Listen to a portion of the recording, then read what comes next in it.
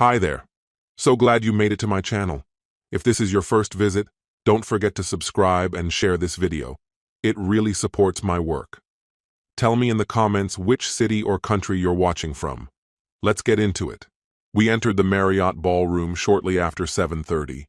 Mara had an uncanny instinct for making entrances feel intentional. Her dress, deep green and impossible to ignore, drew every eye in the room, just as she liked it. I let her have that moment. It didn't bother me. At least, not at first. What happened after? That was different. This was the company's annual awards night, the polished kind of evening where everyone shakes hands while mentally tallying promotions and bonuses. I'd recently been named head of the security infrastructure team. The title wasn't glamorous, but it mattered to me. I had wanted Mara there. Her presence meant something, or I thought it did, but she drifted off almost immediately. I found myself lingering by the bar with a glass of soda water, watching her from across the room. She laughed, too loudly, too easily, at something Lucas said. He was with DevOps, younger, loud, absurdly fit, always trying too hard. I noticed her hand brush his arm. Then it happened again. She tilted her head just so when she talked to him, wrapping a strand of hair around her finger like a reflex. It wasn't jealousy I felt, at least not quite. It was awareness, the kind you sharpen after years in cybersecurity. You recognize when something's off. This didn't feel random. It felt like the beginning of something. When we finally sat down for dinner, she carried on like nothing had happened. She complained about the dry chicken and half-scrolled through her phone. The Uber ride home was quiet. Eventually, I broke the silence. Calmly, I said, "You and Lucas seemed pretty close tonight." She unclasped her earrings without looking at me. "What's that supposed to mean?" "I just meant, it didn't seem like casual conversation." She finally turned toward me, face unreadable. "If me being nice bothers you, maybe that's your own insecurity." It was sharp, dismissive, immediate. No concern, no pause. I didn't think I was insecure. I just hadn't expected that kind of cold detachment. She gave a soft chuckle, not cruel, more amused than anything. "Damon, seriously, relax. I was just being polite." I didn't argue. I didn't press. I let it settle, quietly, like logging an incident in a system, recorded, time-stamped. What she didn't know was that it was the first entry in a list that was only going to grow. Things didn't go back to normal after that. Mara's smile remained. Her curated posts kept showing us as a perfect couple. But something had shifted underneath. She began spending more time working in cafes, said the energy helped her focus. Her freelance content work was never on a fixed schedule, but she'd always stayed close to home, usually working from the kitchen.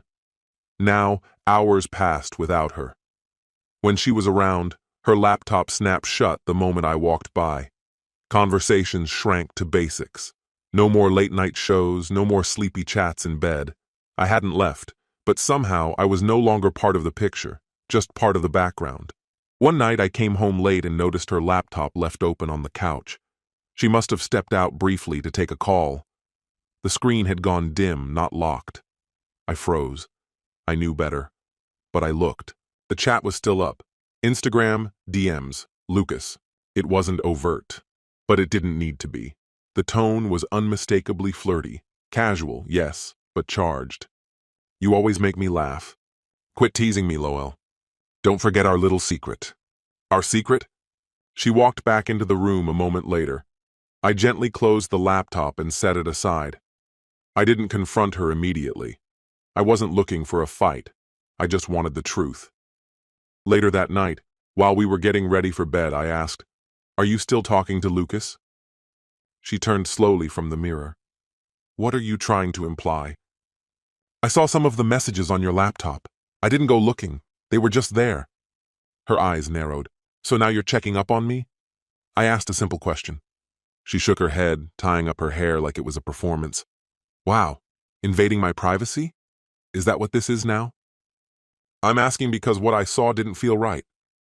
She crossed her arms, stepping back like she needed space. This is control. You're twisting everything. I can't even talk to someone without you turning it into an interrogation. I didn't argue. I stayed silent. That, more than anything I could have said, seemed to bother her. She gave a bitter laugh, grabbed her phone, and left the room. I didn't follow. I wasn't chasing anymore. I was documenting.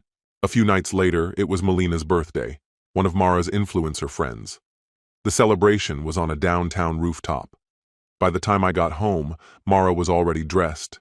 Tight red dress, new heels I hadn't seen before. She barely acknowledged me on the drive there. As we walked into the venue, she flipped the switch. That dazzling smile reappeared, arms wide, ready for the cameras. She hugged Melina with flair, waved grandly, then made a direct line toward Lucas. Yes, he was there. I lingered by the bar, watching as she embraced him. Too long to be platonic. They slipped into easy conversation, laughter flowing. She leaned in close. Mid-sentence, she touched his chest. He whispered something, and she giggled. That laugh she used to give me, soft and familiar, back when she was still truly with me. I remember catching sight of his hand gently resting at the small of her back. She didn't shy away. Not long after that, we left. The drive home was cloaked in silence. My hands clutched the steering wheel, eyes locked on the road ahead. When we arrived, she slipped off her earrings with practiced ease, undid her necklace clasp, as if the night hadn't taken an unusual turn. After a pause, I spoke quietly. I need us to talk, and I need you to really hear me this time. Her fingers kept moving, no sign she'd even registered what I'd said. All right, I went on. I can't just pretend what happened tonight, with Lucas, didn't matter. She exhaled a weary little laugh. Damon, are you seriously still stuck on that? I answered. I saw the way you let him touch you. The way you touched him, too. So what? She shot back. I can't have a simple conversation anymore without you turning it into some accusation? You know that wasn't just small talk, I replied. Then she turned fully, her gaze hard and unwavering, and delivered it without hesitation. If you're this miserable, the door's right there. Her words were razor sharp, devoid of hesitation or regret. No one's forcing you to stay, Damon. Accept this or leave. I didn't yell, didn't show a flicker of reaction. I just gave her a slight nod. Thanks for clarifying, I said in a low voice. She rolled her eyes and walked out. Sleep didn't visit me that night, but I wasn't restless. I was calculating. Mara assumed I'd sulk on the couch, wait for her apology, and eventually fall back into old patterns. But this wasn't the same. Over the next few days, I acted, quietly moving funds from our joint account, trying to transfer bills into her name, some successful, others not, and canceling the expenses I had been covering. I copied all my essential files. I reviewed our lease agreement, only my name on it. I decided I'd pay the rent through the month's end. After that, she was on her own. She'd soon realize it. We weren't officially separated. I hadn't filed anything. She didn't seem to notice, too wrapped up in posting gym selfies and captions about gratitude and growth. Through a colleague, I lined up a short-term rental, furnished, quiet, orderly. On the fourth morning, while she slept, face tilted toward the window, her presence distant even in rest, I packed a single suitcase. Just the essentials: clothes, laptop, ID. I left my key on the kitchen counter next to a handwritten note. You were right. The door's right there. I used it. Rent's paid through month end. After that, it's on you. Damon. No dramatic confrontation, no lengthy goodbye, just certainty. At precisely 7:42 a.m., I stepped out. When I arrived at my new place, I unpacked and sat on the couch. Just sat there. The quiet felt heavy at first, but honest. No guessing which version of her I'd face upon waking. That evening, I switched off my phone and went out for a walk. The air felt clearer than it had in years, and for the first time, I wasn't consumed by thoughts of how to fix us. I was reflecting on why I had let things unravel for so long. 2 days later, I turned my phone back on. 39 missed calls, a flood of texts, 5 voicemails, all from Mara. Seriously, you just left? Wow, dramatic much. You couldn't even say goodbye? Where are you? We need to talk. You're being irrational. I didn't respond, not from spite, but because I no longer owed her explanations. That night, she posted a cryptic story. Plain black background, white text. Some people will leave without even trying. That speaks volumes about them, not you. Subtle, but only barely. The real revelation came 3 days later. Mara's friend Sierra let it slip, almost like it didn't matter. A casual DM appeared from her. Hey, I thought you two were already done. Mara told us that. I asked, when did she say that? Weeks ago, at brunch. She said she was just exploring, figured you'd blow up eventually. Didn't think you'd actually walk away, though, Sierra replied. So that was it. Mara had been laying the groundwork behind my back, constructing a narrative for her audience. She wasn't blindsided. She was scripting the ending. I just happened to deliver it. That evening, my friend Drew texted me. Dude, did you see Mara's Instagram? I checked. A carousel of old couple photos, paired with a lengthy caption about being caught off guard and how hard she had worked on us. The comments poured in. Men can't handle independent women. You deserve better, Queen. I stayed silent. No rebuttal, no response. Then I blocked her everywhere, phone, socials, all of it, removing myself from her audience completely. This wasn't retaliation. It was self-respect. She'd told me the door was open. I walked out. She just didn't expect to hear the lock click behind me. It took her a week to understand that door no longer swung both ways.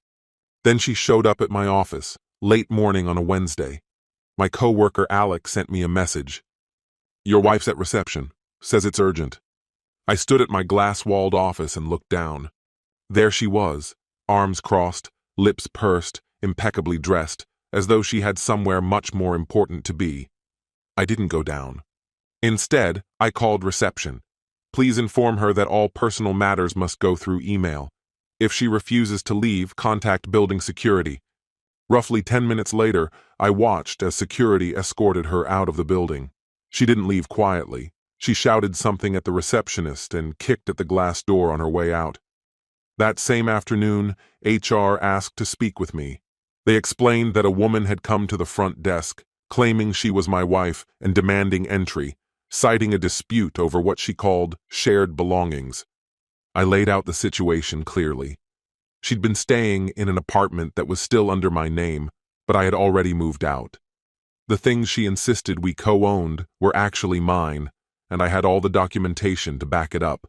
Lease agreements, utility bills, receipts. After listening, they informed me she'd be added to the list of individuals barred from entering the building. They assured me they'd manage things if the situation escalated further. As I returned to my desk, something unexpected settled in me, a sense of relief. That evening, she sent an email. Wi-Fi's not working. This is petty. I replied once, the account's in my name. So is the lease. You asked for space. This is part of that. Her response came quickly. I can't afford this place alone. I didn't answer. In the days that followed, a few mutual friends, mostly people closer to her, began to reach out. Some were looking for my perspective. Others admitted they'd been too quick to judge. I hadn't wrecked anything. I just stepped away from supporting something I no longer lived in.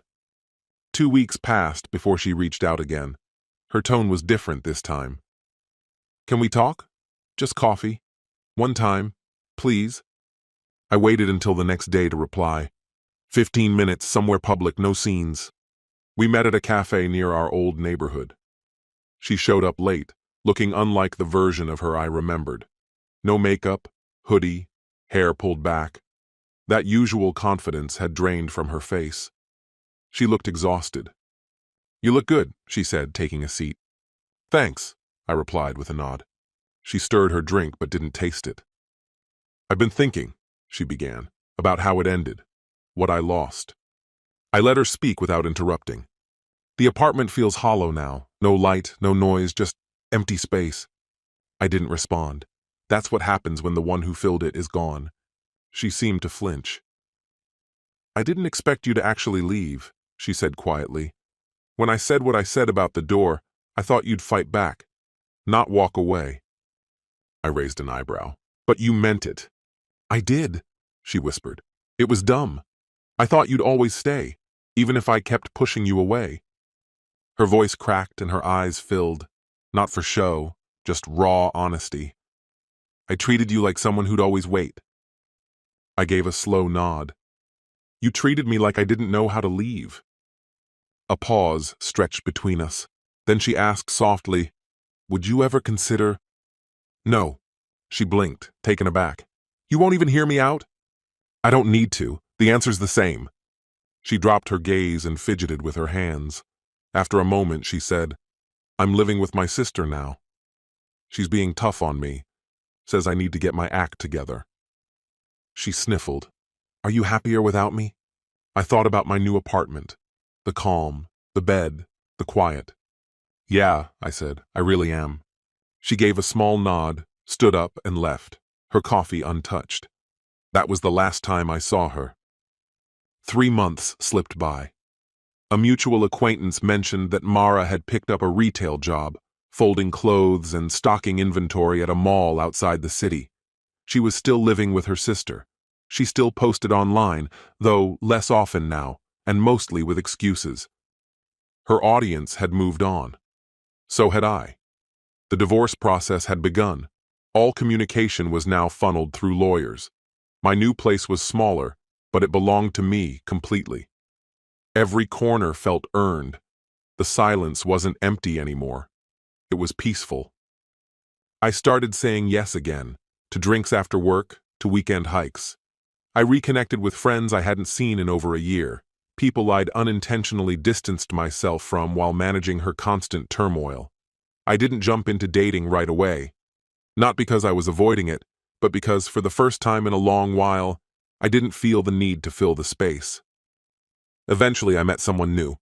Her energy was calm, grounded. She listened. She didn't treat my boundaries like challenges. I didn't tell her much about Mara, just that it had ended, and it needed to. At work, I was invited to join a new project. Bigger scope, more responsibility. 2 months later, I got a raise. One quiet Sunday afternoon, I was hanging shelves in my apartment. I unwrapped a framed print I'd found downtown. Black text on a white background. Minimal, clean, bold. "If you're unhappy, leave." I smiled as I mounted it near the door. It wasn't about her anymore. It wasn't bitterness. It was clarity. That phrase she threw at me in anger had ended up being the best thing she ever said to me, even if she never expected I'd take it seriously. She didn't think I'd walk away. But I did. And the silence I left behind? It wasn't absence. It was freedom.